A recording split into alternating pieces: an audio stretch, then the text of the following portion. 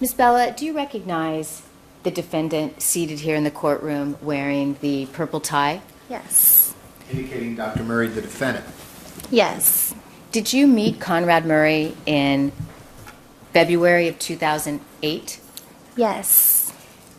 Did you meet him at a social type club? Yes. Were you working in the club?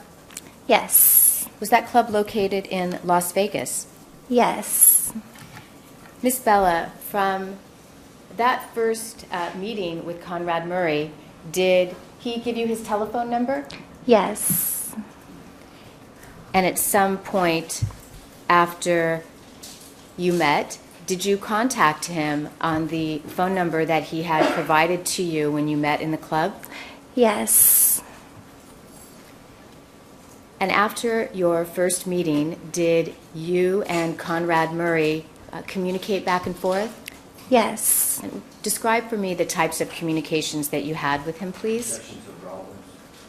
I'll sustain the objection. You can Miss- focus a particular question, please. Yes. Ms. Bella, did you call Conrad Murray on the telephone number that he provided to you when he met you in the club?